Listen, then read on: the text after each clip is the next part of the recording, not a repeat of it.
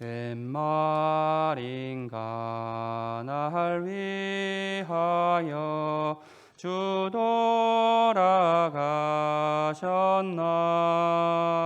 이 벌레 같은 날 위해 근혜 받으셨나. 왜 지은 죄다 지시고 못 박히셨으니. 웬일인가 웬 은혜인가 그 사랑 크셔라. 주 십자가 못 박힐 때 그 해도 빛 잃고 그 밝은 빛깔이 와서 캄캄케 되었네. 나 십자가 대할 때에 그 일이 고마워. 내 얼굴 감히 못 들고 눈물 흘리도다. 늘 울어도 눈물로써 못 갚을 줄 알아.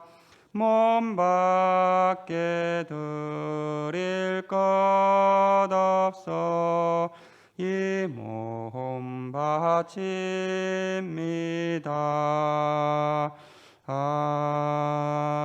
아멘. 사도신경으로 신앙 고백드리겠습니다. 전능하사 천지를 만드신 하나님 아버지를 내가 믿사오며 그 외아들 우리 주 예수 그리스도를 믿사오니 이는 성령으로 잉태하사 동정녀 마리아에게 나시고 본디오 빌라도에게 고난을 받으사 십자가에 못 박혀 죽으시고 장사한 지 사흘 만에 죽은 자 가운데서 다시 살아나시며 하늘에 오르사 전능하신 하나님 우편에 앉아 계시다가 저리로서 산자와 죽은 자를 심판하러 오시리라.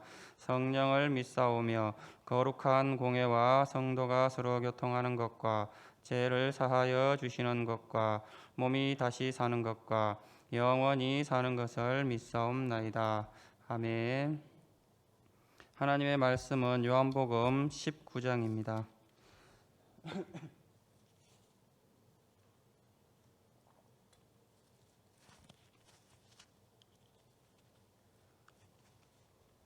요한복음 19장 25절에서 30절.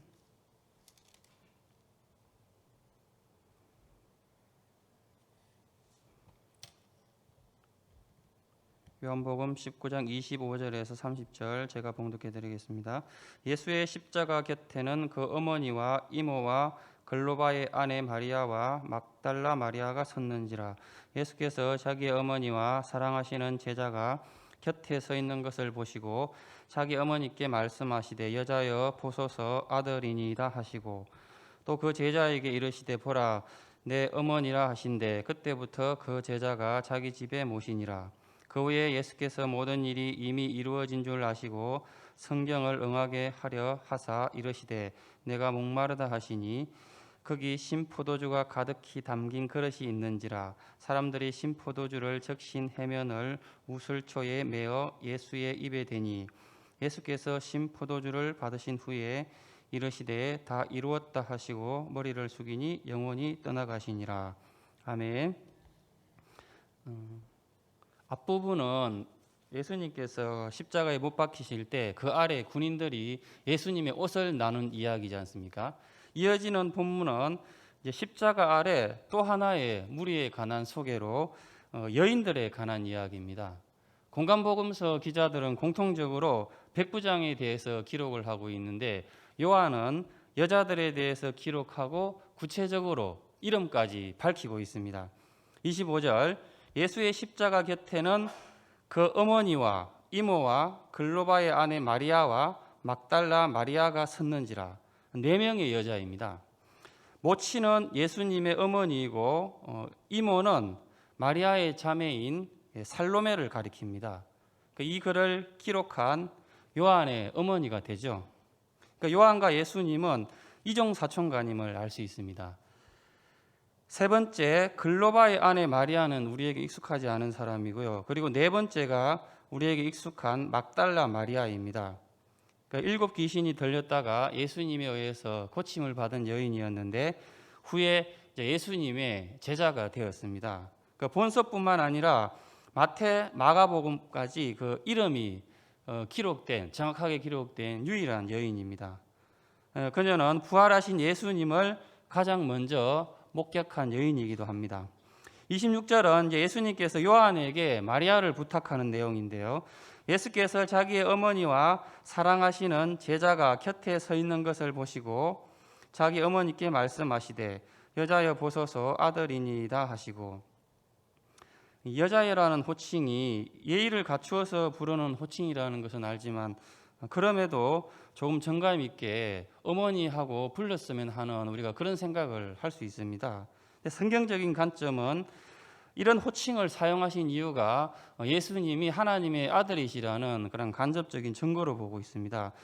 창세기 3장 15절에 보면은 그 사단이 범죄한 후에, 그러니까 인류가 처음 범죄한 후에 하나님께서 징계하시는 그 내용을 보면 내가 너로 여자와 원수가 되게 하고 여자의 후손이 사단의 머리를 상하게 한다는 말씀이 있지 않습니까? 그래서 주님이 여자여 하고 부르신 것이 이 세상에 여자의 후손으로 오신다라고 예언되어 있기 때문에 어떤 예언의 성취로 보는 것입니다.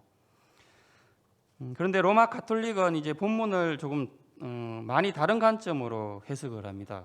예수님께서 요한에게 이렇게 어머니를 좀 잘 모셔달라고 부탁하는 뜻으로 아주 그냥 단순하게 이해를 해야 되는데 이것을 이 땅의 교회를 마리아에게 맡겼다라고 그렇게 해석을 하고 있습니다. 그래서 마리아를 높이게 되는 거죠. 또 가톨릭과 차이가 있는 해석 중 하나가 예수님의 다른 동생들도 많이 있는데 왜 예수님께서 굳이 자기 동생들한테 어머니를 안 맡기고 이종 사촌한테 예수님을 맡겼느냐는 거죠.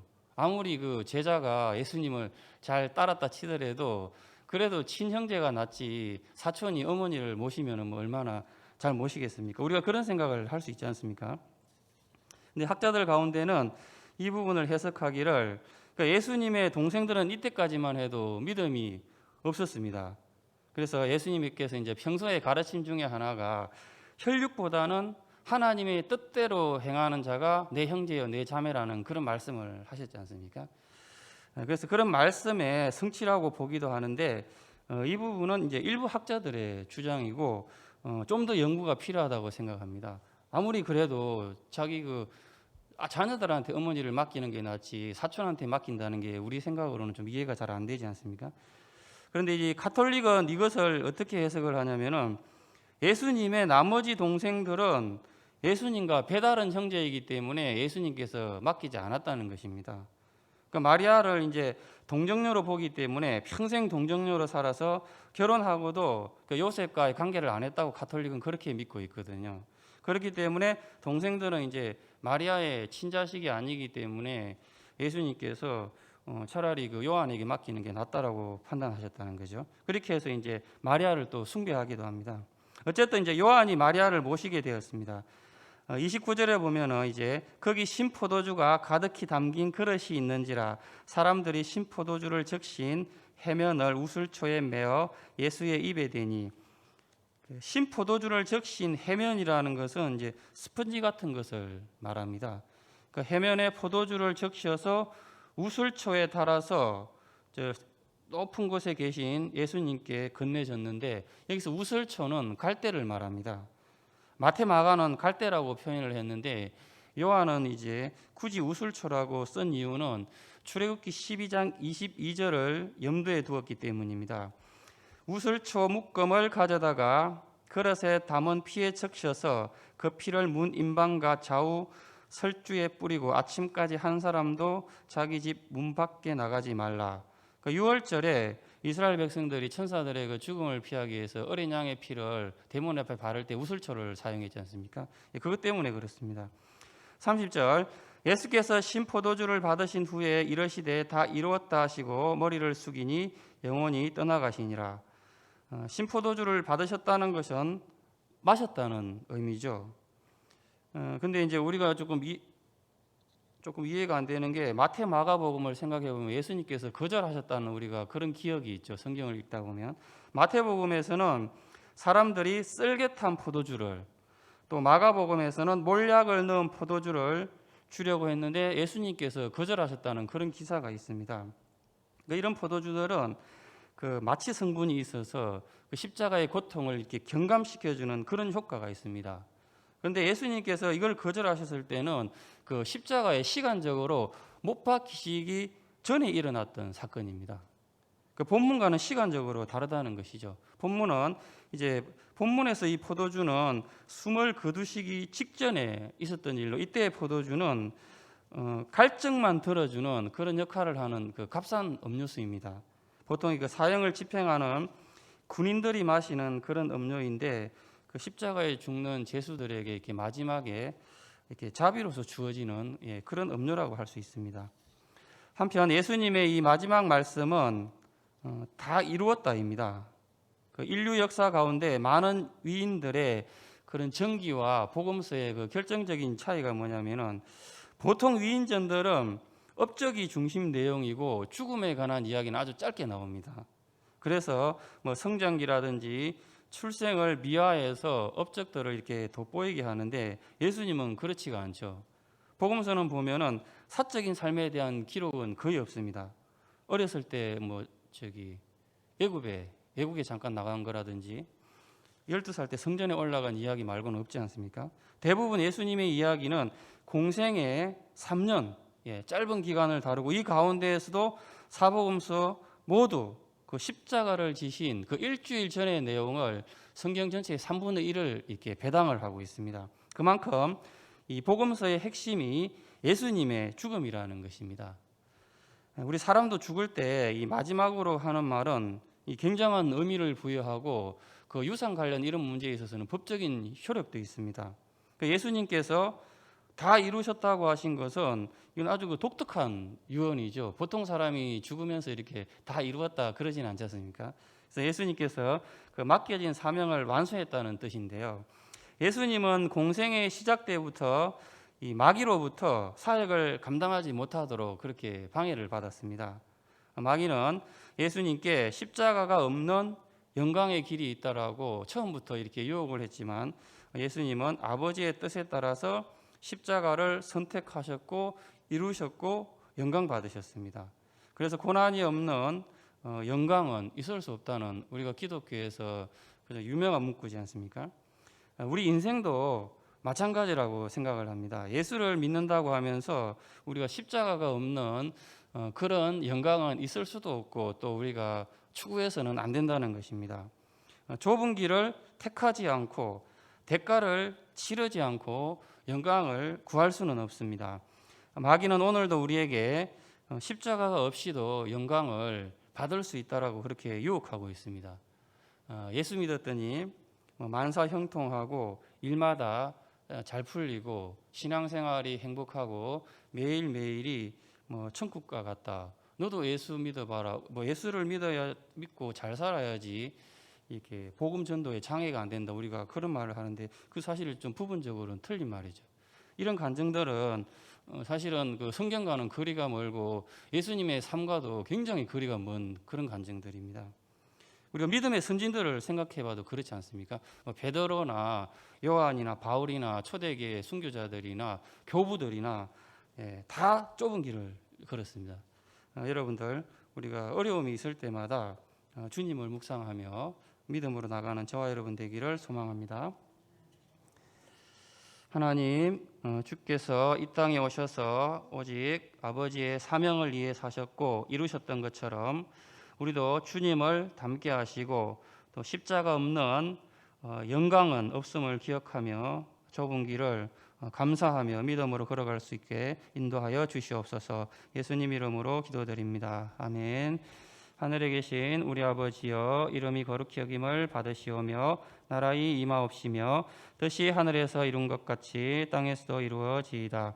오늘날 우리에게 일용할 양식을 주옵시고 우리가 우리에게 죄 지은 자를 사하여 준 것 같이 우리 죄를 사하여 주옵시고 우리를 시험에 들게 하지 마옵시고 다만 악에서 구하옵소서.